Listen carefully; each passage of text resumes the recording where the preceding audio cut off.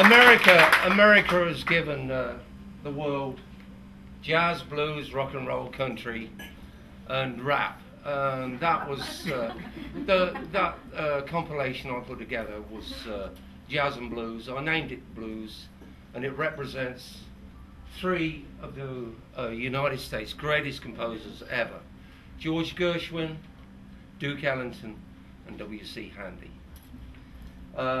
No better example could be given. In early 1963 of March 63, I had a rock and roll band called the Dynatones in England, and the greatest impresario in England, Arthur House, came to see us play, and he said, "Would you like to open for a tour that's going around the UK?" I said, "Well, who's on it?" And he said, Chris Montez, and he's had a hit called Let's Dance. Tommy Rowe, who's had a hit called Hey Little Sheila, Pretty Little Sheila. And there's four guys from Liverpool, and they just got to #1 yesterday. I said, "Who are they?" He said, "The Beatles." I said, "Well, this is interesting." I said, "Okay." He said, "You start on St. Patrick's Day, and the opening band has got prior commitments, so you've got 3 weeks." I said, "Okay, that's great." So for the following 3 weeks, my band and I, we spent with these four great guys. And the thing about them is that they wrote 300 songs in 10 years, from 1960 through 1970. That is one song every 12 days, which is pretty amazing. And I've chosen my 9 favourite Beatles songs. They're very special to me. And these guys were absolutely wonderful, and they really were. They were pure working class guys. They had no idea. They thought they would be doing it for a couple of years only, that's all. And yet 11 months later, they arrived here in the States on the 9th of February 1964. And as you know, they were on Ed Sullivan twice in that month, and the rest is history. So for Beatles fans everywhere, here's my Beatles selection.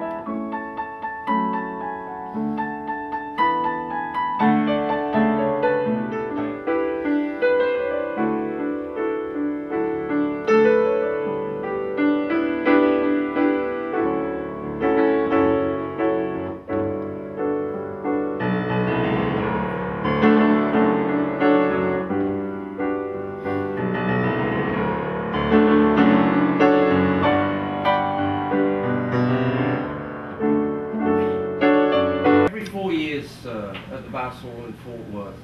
There's the Van Cliburn gold medal piano competition. And I go it's only every 4 years, and I go always on the final Sunday. There's 4 contestants that have been whittled down from thousands throughout the world to 4. And in 2005, I went out there with my girlfriend then, who was a professor of music at SMU. And there was a little Korean girl playing. And 5 minutes into her recital, I said, Caroline, she's playing All by Myself by Eric Carmen. And Caroline said, it's not, it's the second movement in Rachmaninoff's piano concerto in C minor. Well, 5 minutes later I said, Caroline, she's playing Moonlight and Empty Arms. And Caroline said, Adrian, this is the 3rd movement in the same piano concerto. Shut up.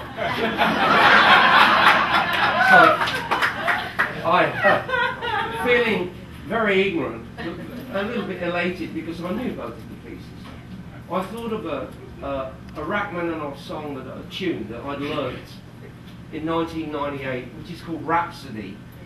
You may know it, in actual fact. It's the beautiful theme that goes through the movie Somewhere in Time. And also, if you remember a Robert De Niro movie called Ronin, I don't know if you do, it was set in the south of France.